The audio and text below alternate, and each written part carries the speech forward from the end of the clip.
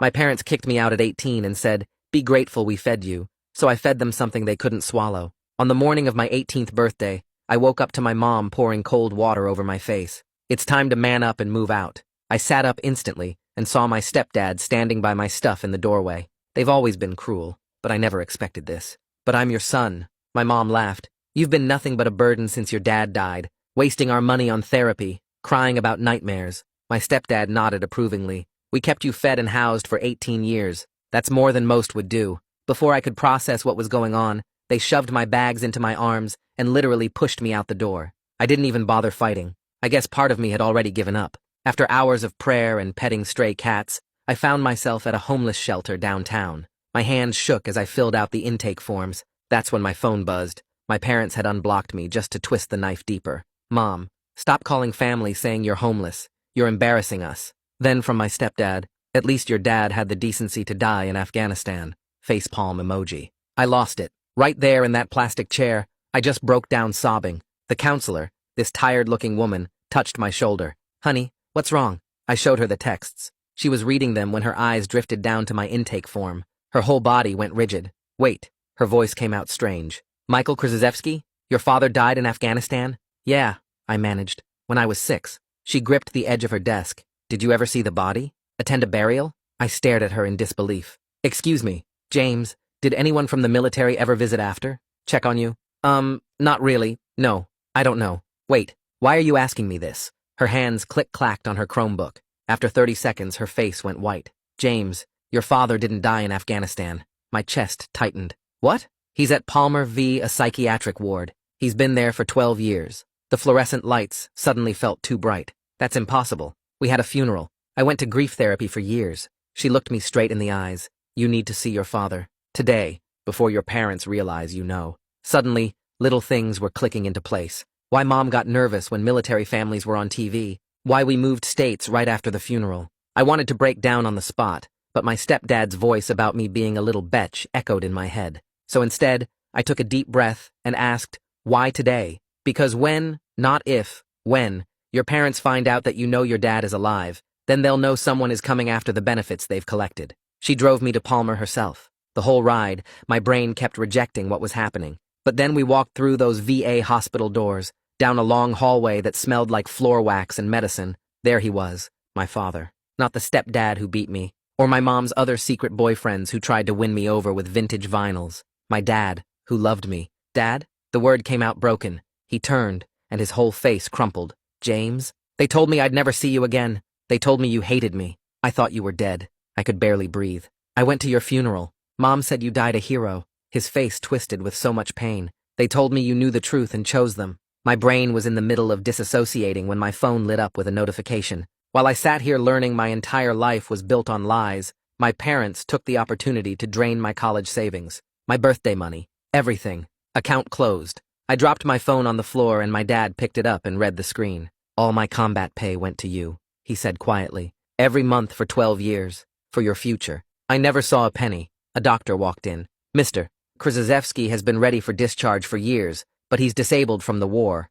He needs family to release him to. Someone who will take care of him." "I'll do it," I said immediately. "I'll take care of him." The next morning felt unreal. Dad walked out in civilian clothes, jeans, and a flannel that hung loose on him. As we got closer to my mom and stepdad's home, his breathing got shallow. 12 years, Dad whispered. 12 years they stole from us. We stood at the front door, the same door they'd pushed me out of yesterday. Inside, footsteps approached. The deadbolt turned. The door swung open. We were met with my stepdad's face. It dropped so quickly I almost laughed. He was seeing a dead man standing on his porch. Behind him, Mom appeared, and her coffee mug slipped from her hand, shattering on the floor. My dad smiled. "Hello, Mark. We need to talk about my death benefits. Listen to 90 Seconds and rate me 5 stars on Spotify. Doing a giveaway for people who did this and show proof on my Instagram. There will be 4 winners, and you get to choose between a Spotify or Amazon gift card." Mark's face went through about 5 different expressions in 3 seconds. First shock, then this weird calculation like he was trying to figure out if this was real,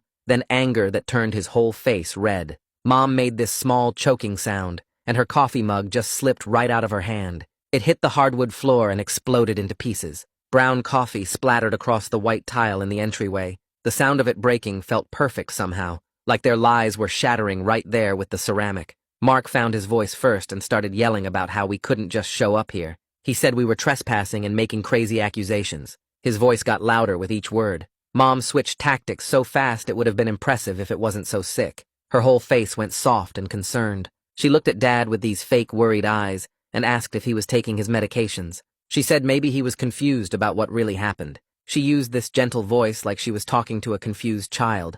I felt my hand moving to my pocket before I even decided to do it. I pulled out my phone and opened the camera app. I held it low by my side but angled up so the microphone would catch everything. I kept my face neutral and let them keep talking.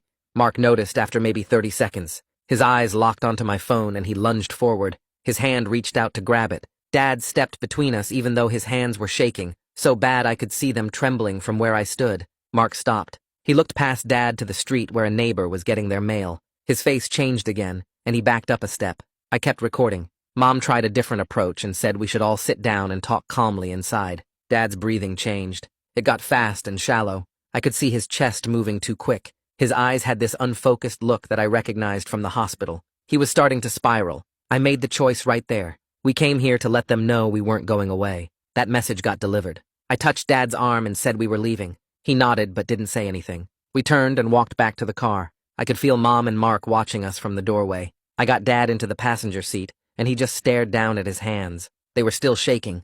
I sat in the driver's seat for a minute trying to figure out what to do next. Then I remembered the shelter counselor had given me her direct number. I called her and explained what just happened. She didn't waste time with questions. She said she could arrange a one-night motel voucher through an emergency fund. She gave me the address and said to ask for the manager. I thanked her and hung up. Dad hadn't moved. He was still looking at his hands like they belonged to someone else. I started the car and drove to the motel. It took 20 minutes. Dad didn't speak the whole way. The weight of being the only thing between him and complete breakdown sat on my chest like a rock. The motel was called the Sunset Inn, even though there was no sunset view anywhere. Just a parking lot and a highway. The manager gave us the key to room 107 without much conversation. The room smelled like old cigarettes and cleaning spray. There were 2 beds with brown covers, and a desk by the window with a scratched surface. I spread everything out on that desk. Dad's discharge papers from Palmer, my birth certificate that I'd grabbed from my room before they kicked me out, screenshots of the texts from Mom and Mark,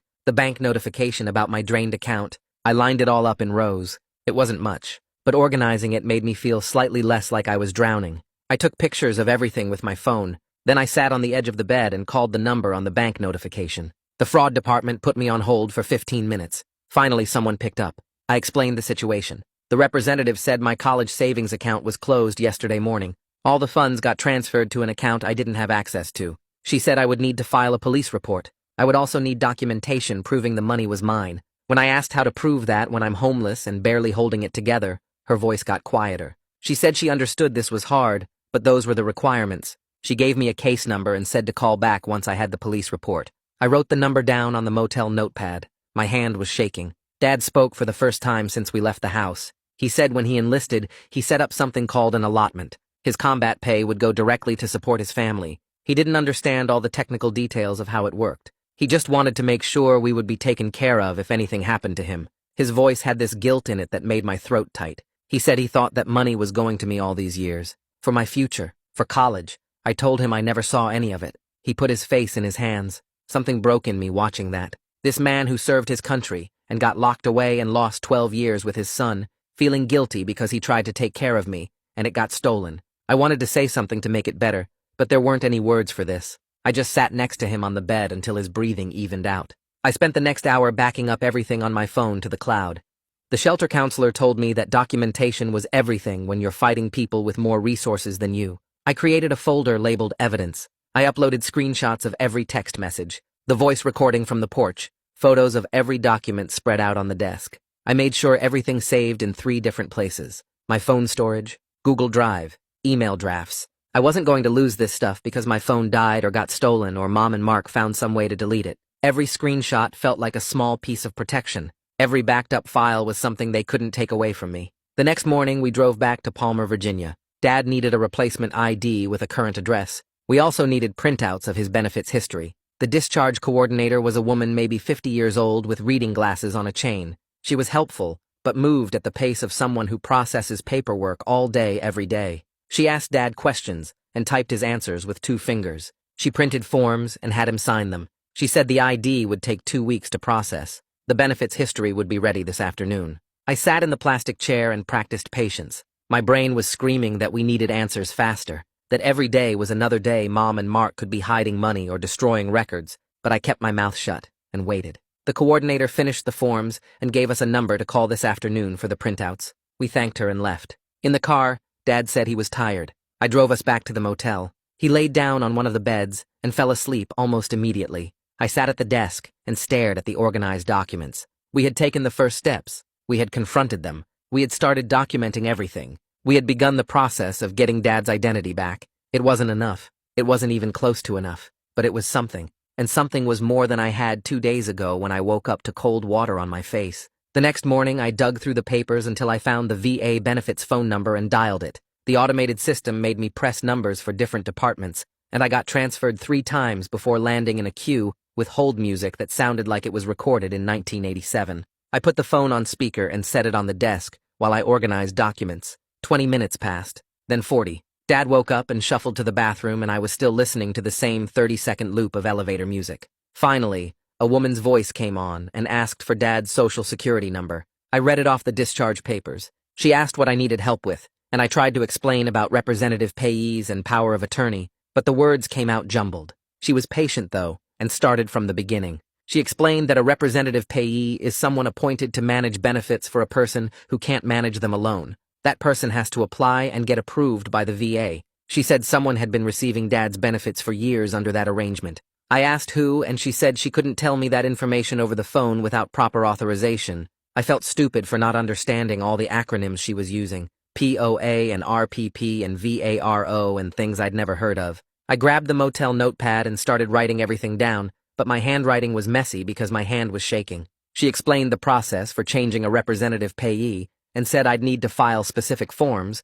and Dad would need to be evaluated. The whole conversation took an hour, and when I hung up, my brain felt full of information I barely understood. I called the shelter counselor and told her about the VA call. She said she wanted to connect me with Adult Protective Services because what my parents did might be financial exploitation of a disabled veteran. I hesitated. Mom had spent years teaching me that government agencies were traps that made things worse, and you couldn't trust them. The counselor must have heard something in my silence because she said sometimes the system is the only protection you have. I thought about that. About how the system had already helped me find Dad when I didn't even know to look. About how I couldn't fight Mom and Mark alone with no money and no home. I said okay, and she gave me a number to call and a name to ask for. Giovanni Mercier. She said he handled cases like this, and he was good at his job. I thanked her and wrote down the information. Before I made that call, I tried something else. I went through my phone contacts and found numbers for family members I barely remembered. Aunts and uncles and cousins from before we moved states. Most of the numbers were disconnected.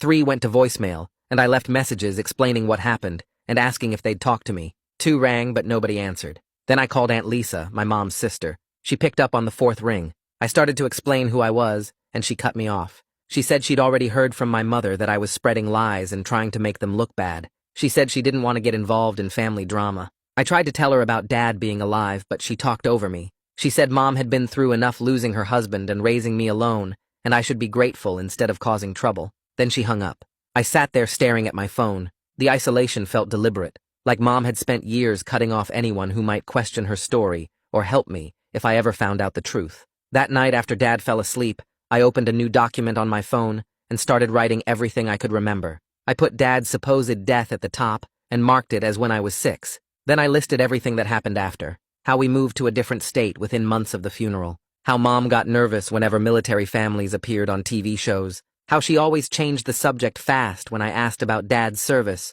or wanted to look at photos of him. How she threw out most of his stuff during the move and said it was too painful to keep. How we never visited the grave she claimed he was buried in. I wrote down the therapy sessions where I cried about losing him. The nightmares I had for years. The way Mom used my grief to control me and make me feel guilty for being sad. Writing it all out made the patterns visible. It wasn't just one lie. It was a whole structure of lies built carefully over 12 years, each piece designed to keep me from asking the right questions. My phone lit up at midnight, a text from Mom. It said we could talk if I stopped spreading rumors and making her look bad to the neighbors. She said people were asking questions, and it was embarrassing her. She said I was being dramatic, and we could work this out if I just calmed down and came home. I read it 3 times. My thumb moved toward the reply button, and I caught myself. I stared at the message for 20 minutes. Part of me wanted to type back all the things I was feeling, but I knew that's what she wanted. She wanted me to engage so she could twist my words and make me feel crazy. Instead, I took a screenshot of the text. I opened my evidence folder and added it to the collection.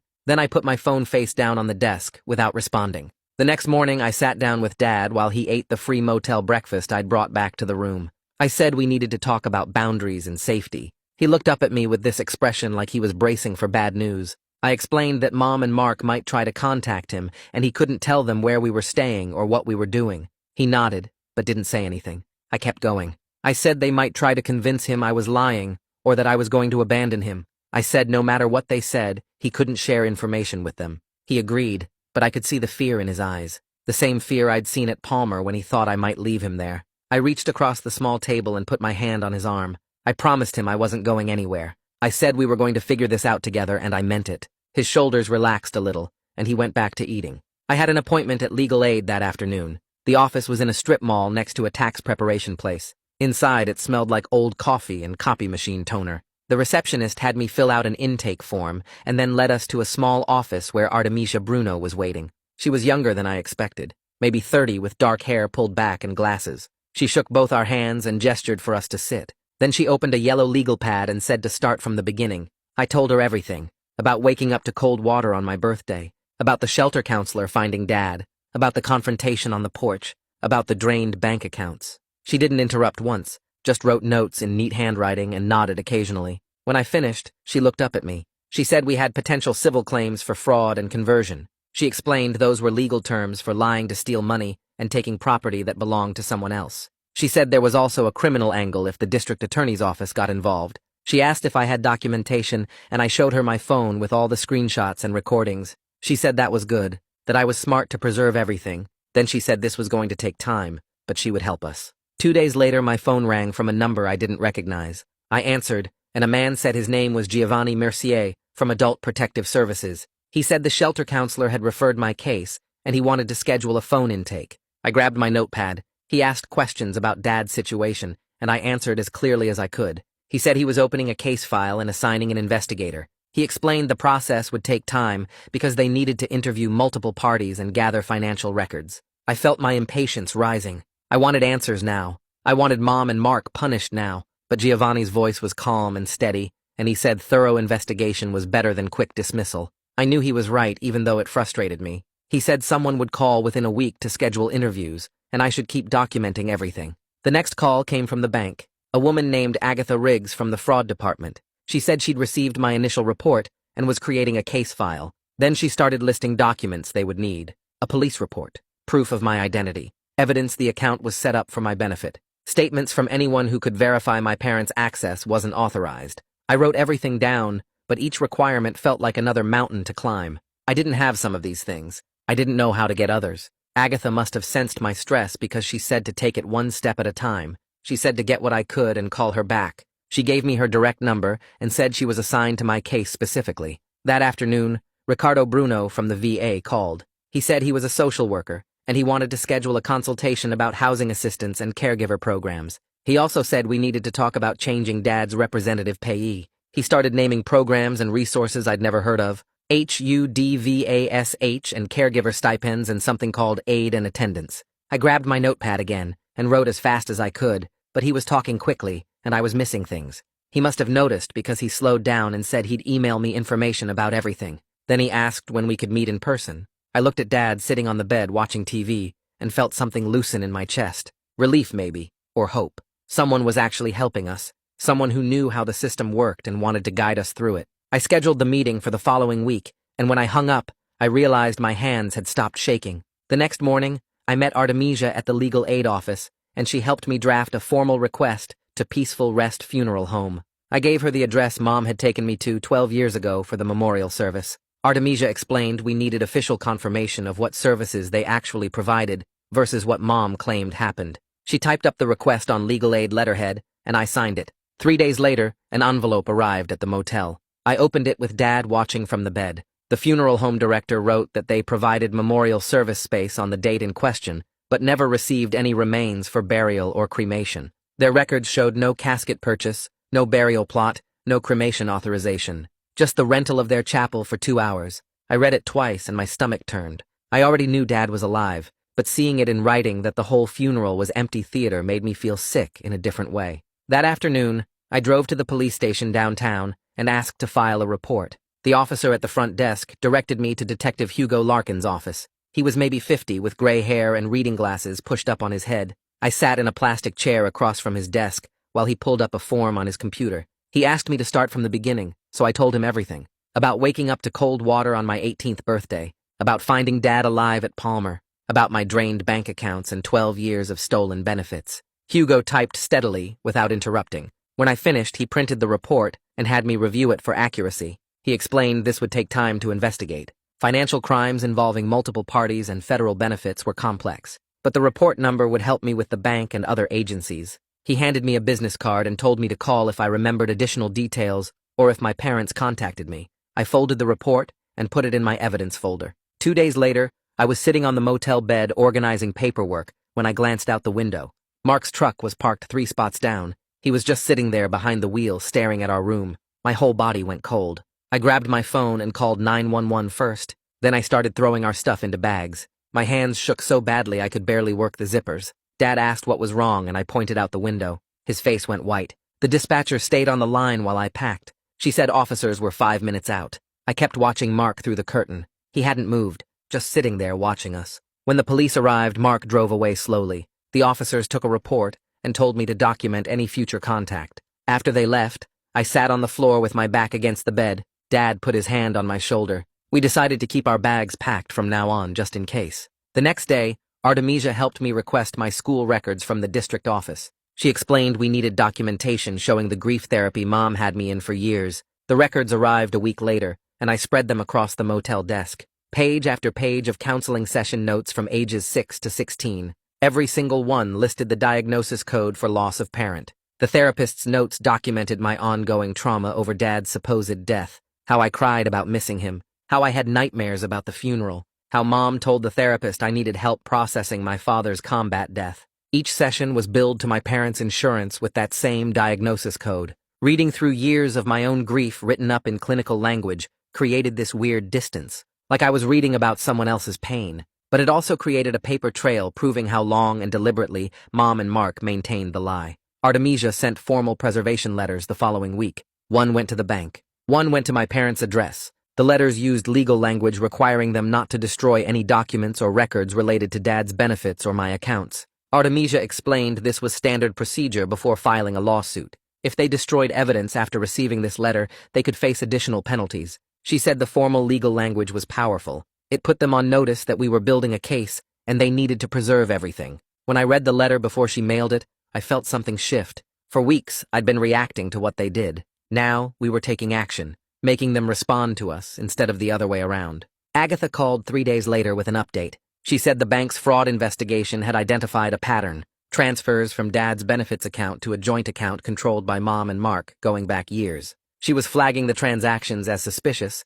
and building a timeline, but she warned me that proving the transfers were unauthorized would require more documentation. We needed records from the VA showing Dad never authorized Mom as his representative. We might need court orders to access certain accounts. She said the bank was taking this seriously, but the investigation would take time. I wrote down everything she said and added it to my notes. Each piece of evidence felt like another brick in the wall we were building. The VA called that same week to schedule an interview with Dad. Ricardo explained they were reviewing Dad's representative payee arrangement. They needed to interview him alone, without family present, to ensure he could express his wishes freely. The appointment was set for the following Tuesday at the VA clinic. Ricardo said this was standard procedure when there were concerns about a payee's authority. They wanted to hear directly from Dad what he wanted and who he trusted to manage his benefits. I felt hopeful for the first time in weeks. Someone was finally centering what Dad actually wanted instead of what other people decided for him. Dad was nervous about the interview, but I helped him practice answering questions clearly.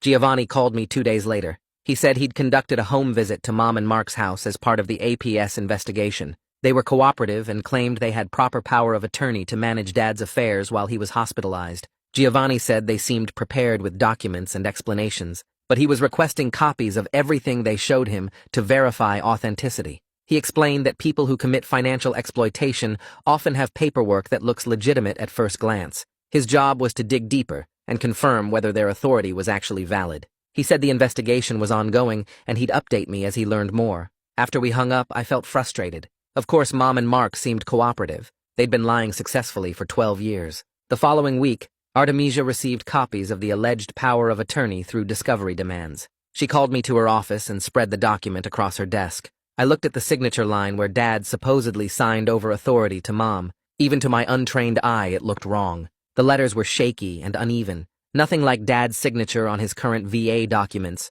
or the forms we'd been filling out together. The date was from 13 years ago, right after Dad was first hospitalized. Artemisia pointed out several other problems with the document. The notary seal looked faded. The witness signatures were barely legible. She said we might need a handwriting expert to prove it was forged, but even without that, the document raised serious questions. Dad and I went to the DMV the next morning to get him a state ID. Ricardo had helped us set up a VAPO box we could use for official mail since the motel wasn't permanent. We filled out the application, and Dad handed over his discharge papers and social security card for verification. The clerk processed everything and said the ID would be ready in 20 minutes. We sat in plastic chairs waiting. When they called Dad's name, he walked up to the counter, and the clerk handed him a temporary paper ID with his photo. Dad stared at it for a long moment. His name, his current address for the first time in 12 years, not the hospital, not Mom and Mark's house, our address. I watched him fold it carefully and put it in his wallet. It was such a small thing, just a piece of paper with his information,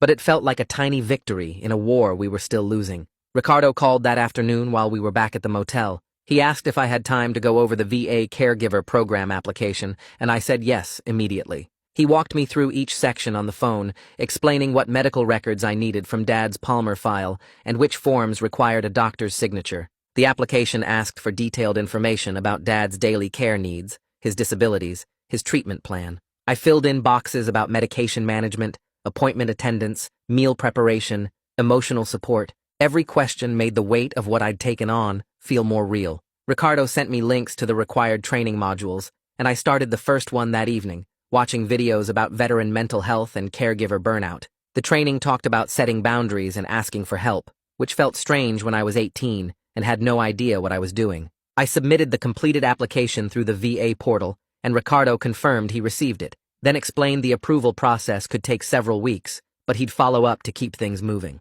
The shelter counselor had referred me to Amelia Fletcher at the community mental health clinic, and I went to my first appointment 2 days later. The clinic was in a converted house with mismatched furniture in the waiting room and motivational posters on the walls. Amelia called me back, and I followed her to a small office that smelled like lavender. She was maybe 40, with glasses and a calm way of moving that made the room feel safer. She asked what brought me in, and I started explaining about my parents kicking me out and finding Dad and the stolen money, and halfway through I realized I was talking too fast and my hands were shaking. She didn't interrupt or try to fix anything, just listened and took occasional notes. When I finished, she asked how I was sleeping and eating, and I admitted I wasn't doing great with either. She said we'd work on coping skills and processing the trauma, but for now she just wanted me to know I had a place to talk about it. The session was only 50 minutes, but leaving felt like I'd set down something heavy, at least temporarily. Agatha from the bank called to schedule a detailed interview, and I met her at the branch office the following week. She had printouts of every transaction on my old savings account going back 5 years,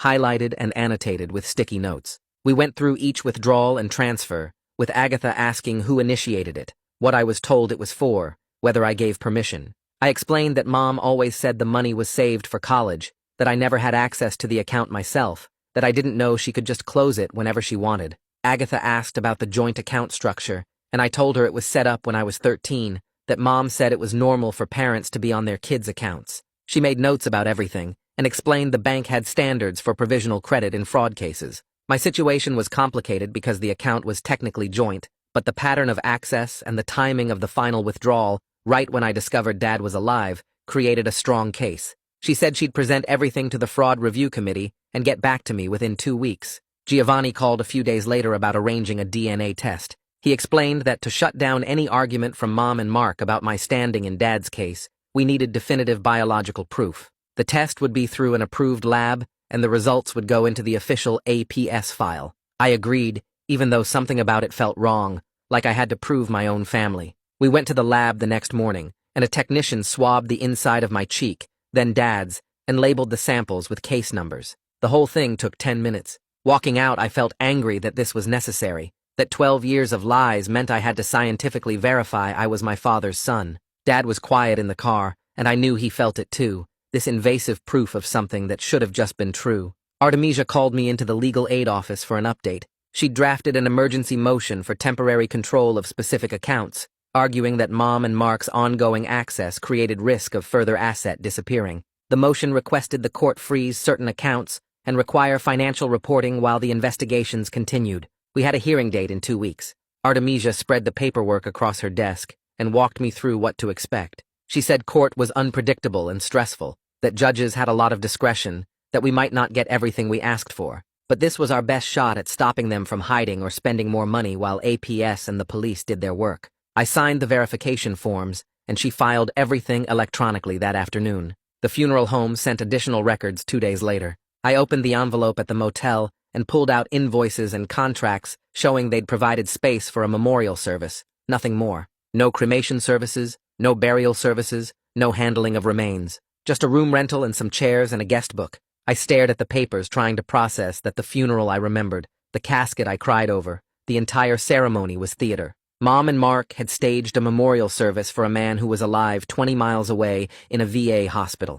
I felt something crack open inside me, this cold rage that made my hands shake. I told Dad I needed to walk, and I left the motel, circling the parking lot and the nearby streets for over an hour until my legs hurt and the anger settled into something I could carry. Ricardo called about HUDVASH screening for Dad. The program provided housing vouchers and case management for homeless veterans, and Dad qualified based on his service and current situation. The screening interview was scheduled for the following Tuesday at the VA clinic. Dad got anxious as soon as Ricardo explained the process, worried they'd think he was too damaged or didn't deserve help. That evening I sat with him, and we practiced answering the questions Ricardo said they'd ask. I reminded him he'd served his country, that he'd earned this support, that being honest about his needs wasn't weakness. We went over it until he could talk about his mental health and housing situation without his voice shaking too much. An email arrived at the legal aid office from Mom's personal account. Artemisia forwarded it to me with a note to call her. I read the whole thing, this long, rambling message about grief and confusion, and how she'd always planned to tell me the truth when I was older. She blamed the trauma of thinking she might lose Dad, said she made bad decisions out of fear, claimed she never meant to hurt anyone. The email went on for pages, without ever actually admitting what she'd done or apologizing for specific actions. Artemisia called me that afternoon and said it was a classic non-apology, the kind that admits nothing concrete and keeps all the blame vague. She'd already responded officially, stating that all communication needed to go through attorneys from now on. I felt relieved that I didn't have to figure out how to respond myself, that someone was running interference, so Mom couldn't manipulate me directly. Artemisia brought up the possibility of hiring a handwriting expert to analyze the power of attorney signature. She explained that experts were expensive, usually several $1,000s, and we should wait to see if the bank's internal review flagged the document first. If the bank's analysts found problems with the signature, that would give us ammunition without the cost. I wanted answers immediately,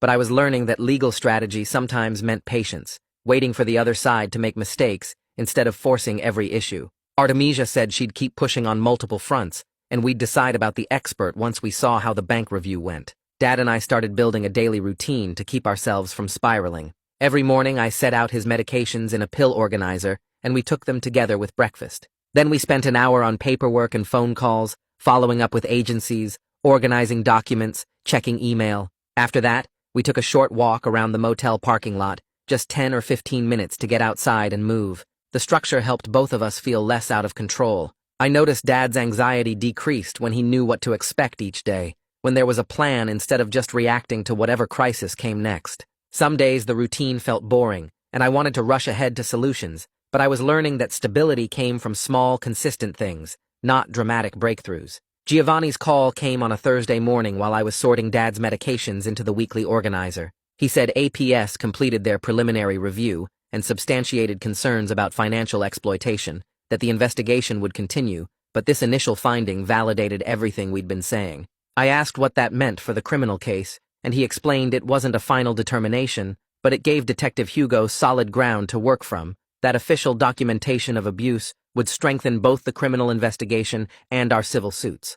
I thanked him and hung up, then sat there staring at the pill organizer, because after weeks of feeling like maybe I was making too big a deal out of this, Someone official was saying it actually happened, that what Mom and Mark did was real abuse with a paper trail to prove it. The bank called 2 hours later, and Agatha walked me through their internal review findings, how their analysts flagged the power of attorney's signature as potentially forged based on comparison with Dad's other documents on file. She said they were placing holds on any further withdrawals from Dad's benefits account while they completed their investigation, that this didn't get our money back yet, but it stopped Mom and Mark from draining more while we built the case. I asked how long the review would take, and she said probably another few weeks, that these things moved slowly, but the holds were immediate and enforceable. Dad asked what was happening, and I explained both calls, watching his face shift from confusion to something like hope, like maybe the system actually worked sometimes, instead of just crushing people who couldn't fight back. The restraining order hearing was scheduled for Monday at the county courthouse, and Artemisia met us in the lobby 30 minutes early to go over what would happen. She said the judge would hear from both sides, review the police report about Mark showing up in our parking lot, and decide whether to grant the order or dismiss it. We walked through security and sat on a bench outside the courtroom, Dad's leg bouncing the whole time, and then Mark actually showed up with some lawyer in a cheap suit. My stomach dropped because I'd half convinced myself he wouldn't bother, that he'd just let the order go through, but there he was, looking self-righteous and angry. The bailiff called our case, and we filed into the courtroom, Mark and his lawyer on one side, and us with Artemisia on the other. The judge asked Mark's lawyer to present first, and the guy claimed Mark never threatened us, that he was just checking on family after a difficult situation, and we were overreacting. Artemisia stood up and walked the judge through the police report, the documented pattern of harassment, the timing of Mark's appearance right after we started legal proceedings. The judge read through the report for what felt like forever, then looked at Mark and asked if he had any legitimate reason to be in our parking lot at night.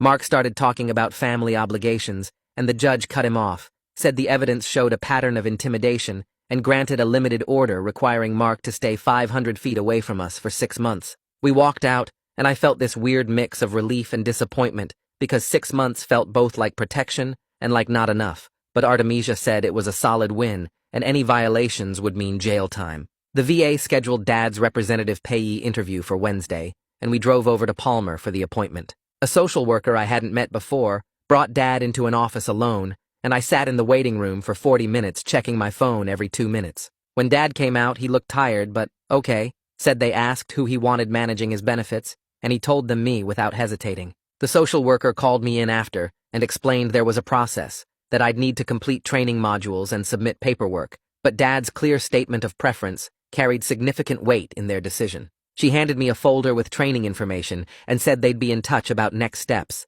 that the goal was to finalize everything within a month. I thanked her, and we left, Dad quiet in the passenger seat, and finally he said he was scared I'd think it was too much responsibility and back out. I told him I wasn't going anywhere, that we were doing this together, and he nodded, but I could see he didn't quite believe it yet, after 12 years of people abandoning him. Ricardo called Thursday afternoon to say Dad passed the HUD-VASH eligibility screening, and we were approved to start looking for a unit. He connected me with Augusto Carney, the housing coordinator, who explained we needed a 1-bedroom that met program standards, and the voucher would cover most of the rent.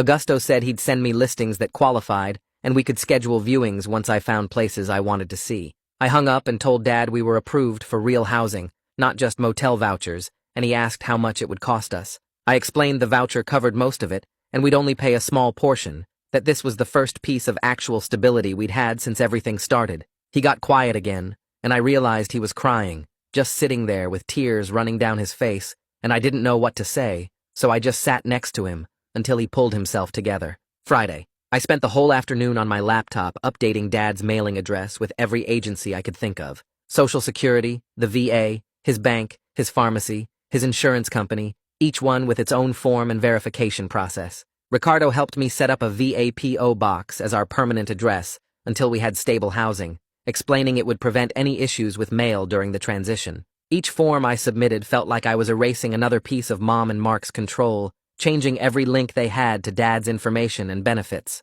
My hand cramped from typing and my eyes burned from staring at the screen, but I kept going because this tedious administrative work was how you actually protected someone, not through dramatic confrontations, but through paperwork and documentation. The bank called Monday morning, and Agatha said they were issuing a small provisional credit to a new student account they'd helped me open, completely separate from anything my parents had touched.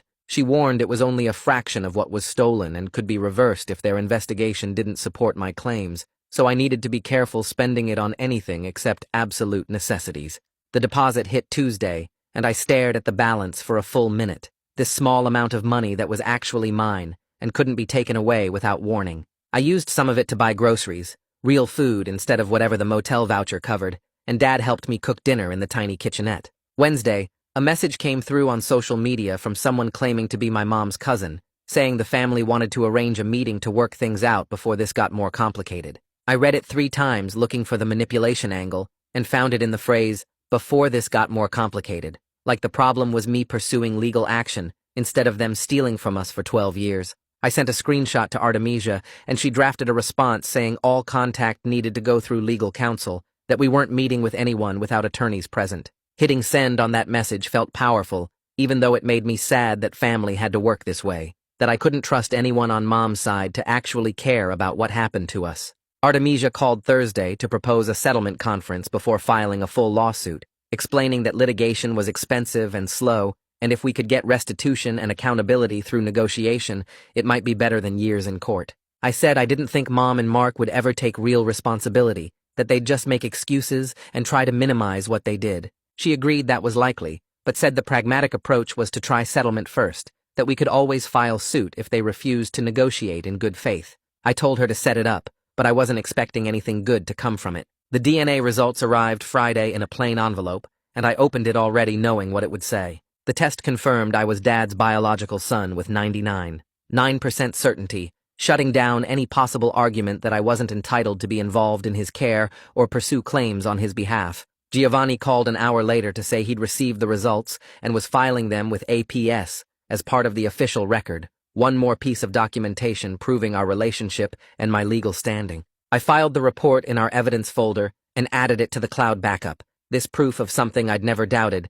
but that the system required me to verify anyway. 3 days after the DNA results arrived, Ricardo called while I was making breakfast in the motel kitchenette. He said the VA finished reviewing Dad's representative payee change, and it was pending final approval within the next 2 weeks. They placed interim holds on the account to stop any unauthorized access during the transition, which meant Mom and Mark couldn't touch anything while the paperwork processed. I asked what happens once it's approved, and Ricardo explained I'd have legal authority to manage Dad's benefits, full control over the money that was supposed to support us all these years. Dad was sitting at the tiny table listening to my side of the conversation, and when I hung up and told him what Ricardo said, his hands started shaking. I reached across and held them steady until he nodded and took a breath. The settlement conference happened the following Tuesday at Legal Aid, in a small conference room with a scratched table and flickering overhead lights. Artemisia sat next to me with her laptop open and 3 folders of documentation stacked in front of her. Mom arrived first with her attorney, a middle-aged guy in a wrinkled suit who looked like he'd rather be anywhere else. Mom's eyes were already red and puffy, like she'd been crying in the car, and when she saw me, she reached out like she wanted to hug me, but I just stared at her until she sat down. Mark showed up 10 minutes late without a lawyer, dropping into a chair and immediately starting in about how this whole thing was a misunderstanding, and we were making him look bad at work. Artemisia ignored him completely and opened the first folder, laying out bank statements showing the pattern of transfers from Dad's benefits to their joint account. Mom's attorney shifted in his seat and started taking notes. Artemisia walked through each document methodically, her voice calm and factual, pointing out dates and amounts and the timeline of when Dad was hospitalized versus when the transfers started. Mom kept interrupting with excuses about how confused she was after losing her husband and how she thought she was doing the right thing. Mark got louder, insisting they had power of attorney and everything was legal, but Artemisia just pulled out the questioned document and asked if he'd like to explain why the signature didn't match any of Dad's other signatures on file. The room went quiet, except for the buzz of the fluorescent lights. I sat there watching Mom perform her grief, while Mark cycled through anger and defensiveness, and something shifted in my chest. I wasn't angry anymore, just exhausted and ready for this to be over, so Dad and I could move forward. After 2 hours of back and forth, Mom's attorney suggested a restitution framework, and Artemisia countered with specific terms. We reached an agreement in principle where Mom and Mark would follow a payment schedule to pay back the documented stolen funds over time, contingent on what the investigations found. It wasn't everything we were owed, and there was no criminal admission, but Artemisia explained this gave us a legal framework, and we could still pursue other options if they didn't comply. I signed where she indicated, and walked out without looking at Mom, whose crying had gotten louder when she realized I wasn't going to forgive her. 2 days later, we were back in court for the asset freeze hearing. The judge was an older woman who read through Artemisia's motion while we waited, then asked Mom's attorney if he had any objections to a limited freeze on the disputed accounts. He argued it would cause hardship, but the judge cut him off and said the evidence showed clear risk of asset dissipation. She granted the freeze, preventing Mom and Mark from moving or hiding money while the investigations continued. It wasn't a full victory, but it was protection,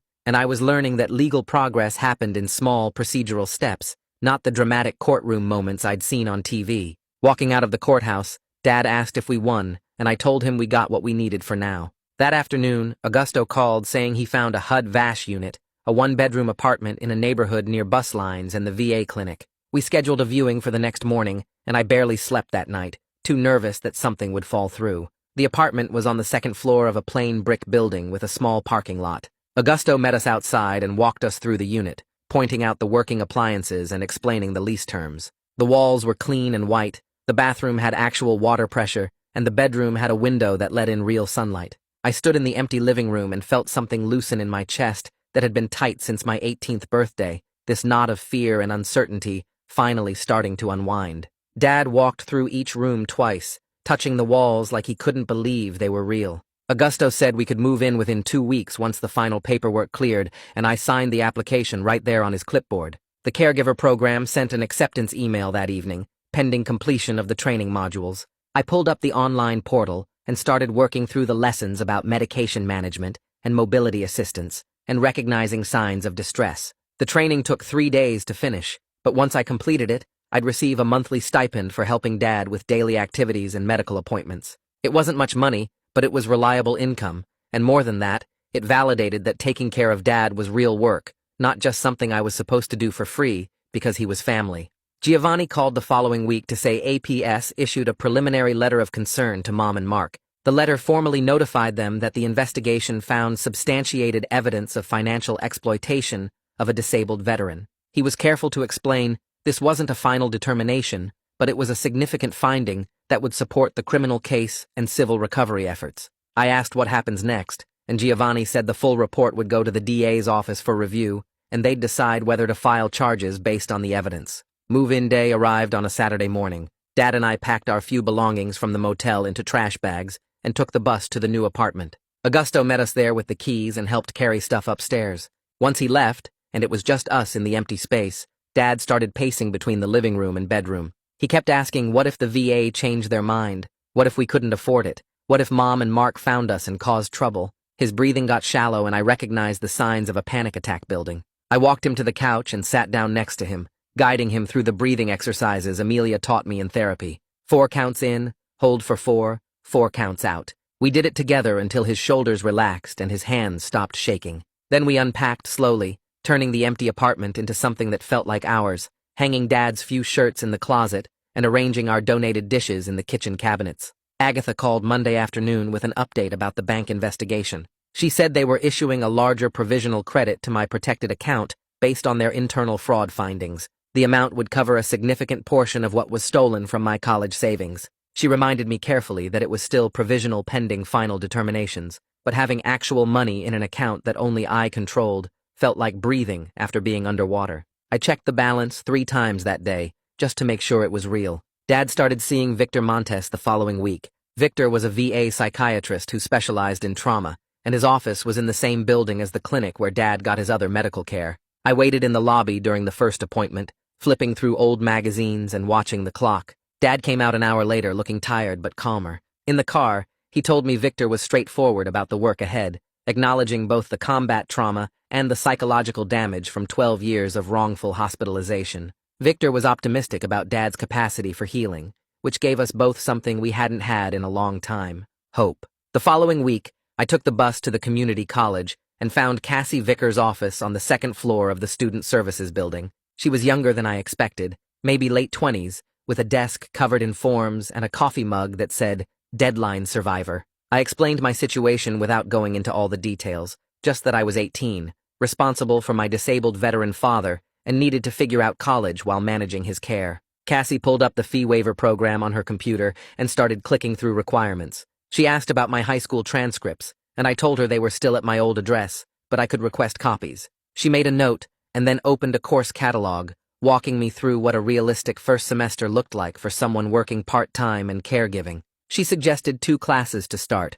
both online with flexible deadlines, and explained how the Disability Services Office could help if Dad had a crisis and I needed extensions. I felt my shoulders relax because she wasn't judging that I was starting late or that I couldn't handle a full load. She was just helping me build something that worked. We filled out the enrollment forms together, and she submitted my fee waiver application right there, saying it usually took 2 weeks to process. When I left her office, I had a printed course schedule for spring semester and a campus map with the financial aid office circled in red pen. Artemisia called 3 days later while I was helping Dad sort his medications into the weekly pill organizer. She said Mom's attorney reached out proposing that Mom and Mark would sell one of their cars to fund an initial restitution payment. The amount would be around $8,000, showing good faith compliance with the settlement agreement. I felt my jaw tighten, because any gesture from them felt like manipulation, but Artemisia was already talking through the terms. She said she'd negotiated that the payment had to go directly into the restitution escrow account,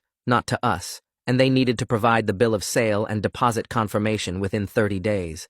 I asked if this meant they were actually taking responsibility, and Artemisia's voice got careful. She said it meant they were following the agreement to avoid further legal action, which wasn't the same as remorse, but it was compliance. I told her I'd accept the payment once it was verified in writing, and she said she'd send me copies of everything. After we hung up, I explained it to Dad, and he just nodded slowly, his hands still on the pill bottles. He said he didn't care about their reasons as long as the money came back. 2 weeks later, I was carrying groceries up to the apartment when I saw Mark's truck in the parking lot. My stomach dropped and I stopped walking, bags still in my hands. He was sitting in the driver's seat about 50 feet from our building, engine off, just staring at the windows. I turned around immediately and walked back toward the street, pulling out my phone. I called 911 and told the dispatcher there was a restraining order violation in progress, gave them the address and Mark's license plate number. The dispatcher told me to stay on the line and move to a safe location. I went around the corner to the bus stop and waited, watching the parking lot entrance. A police car arrived within 10 minutes, and I saw the officer approach Mark's truck. Mark started gesturing and pointing, but the officer wasn't having it. They talked for a few minutes, and then the officer walked Mark to the patrol car. I gave my statement to a second officer who arrived, showed him the restraining order paperwork on my phone, and confirmed Mark had no legitimate reason to be at our address. The officer said they were arresting Mark for violation, and I'd receive a court date notification for the hearing. The hearing happened the following week, and I sat in the courtroom watching Mark try to explain to the judge that he was just driving through the neighborhood. The prosecutor presented the police report, the GPS data from the 911 call showing I was at the apartment complex when I called, and photos the officer took off Mark's truck parked in our lot. The judge looked at Mark and said this was a clear violation of a protective order and asked if he understood that the order existed specifically to prevent this kind of contact. Mark started to argue, but his attorney put a hand on his arm. The judge extended the restraining order to a full year and added a warning that any further violations would result not just in arrest, but in jail time pending trial. For the first time since this started, I felt like the legal system was actually taking our safety seriously, not just processing paperwork. I left the courthouse and texted Artemisia the outcome, and she responded with a thumbs-up emoji and, good. The VA letter arrived on a Thursday afternoon in a thick envelope with official seals. I opened it at the kitchen table and read the first paragraph 3 times before the words actually registered. The representative payee change was finalized, and I now had legal authority to manage Dad's benefits. The letter included instructions for the transition, contact information for the benefits coordinator, and a checklist of responsibilities. I sat there holding the pages and feeling the weight of what this meant. Dad's financial security was in my hands now, not Mom's, not Mark's, not some stranger at the VA who never checked if he was okay. I was responsible for making sure his bills got paid, his medications were covered, his basic needs were met. It was overwhelming, but it was also right, and I felt grateful that after 12 years of exploitation, someone finally trusted me to do what should have been done all along. I walked into the living room where Dad was watching the news and showed him the letter. He read it slowly, and then looked up at me with wet eyes and said, "Thank you." The first caregiver stipend payment hit my account on the 15th of the month. I was checking my phone during Dad's doctor appointment when the deposit notification popped up. I stared at the screen for a full minute, reading the amount and the description line that said, VA Caregiver Support Program. It was small, only a few $100s, but it was reliable income that would come every month. Combined with Dad's benefits that I now controlled properly, we could actually budget for rent and food and basic stability without constant crisis. I showed Dad the notification when we got back to the car, and he squeezed my shoulder. On the way home, we stopped at the grocery store, and I bought actual fresh vegetables instead of just ramen and canned soup, and it felt like a luxury, even though it was just normal food that normal people bought. Agatha called the next week to confirm the restitution escrow received its first payment from the car sale. She walked me through the deposit details and verified the amount matched what Mom's attorney had promised. She was careful to remind me that my provisional credits from the bank were still pending final determination based on their fraud investigation, but having money actually flowing back felt like tangible progress. It wasn't justice, and it wasn't everything we lost, but it was something real, something I could point to and say, they're actually paying consequences. I asked Agatha what happened next, and she said the bank investigation was still ongoing, but this restitution payment strengthened our case because it showed Mom and Mark acknowledged the debt. She said she'd keep me updated, and I thanked her for everything she'd done. Dad and I sat down that evening and made a decision about boundaries. We agreed we wouldn't have any contact with Mom or Mark unless it went through our attorneys, and we were going to actually stick to it this time. I blocked Mom's number and Mark's number and any other numbers I recognized from their side of the family. Over the next few weeks, Mom tried calling from different numbers, and I didn't answer. Mark's sister reached out on social media asking if we could talk, and I blocked her. Mark's brother sent a message saying I was tearing the family apart, and I deleted it without responding. Every time I held that boundary, instead of caving to guilt or curiosity, I felt a little bit stronger. The consistency of not engaging created a calm I didn't know was possible, like I could finally breathe without waiting for the next manipulation or crisis. 3 months after I woke up to cold water on my face, I was sitting at our kitchen table with Dad's evening medications laid out in front of me. The apartment smelled like the cheap chicken and rice I had in the oven, and my laptop was open to my community college syllabus for the online writing class I'd started the week before. Dad was in the living room watching some cooking show, and I heard him laugh at something the host said.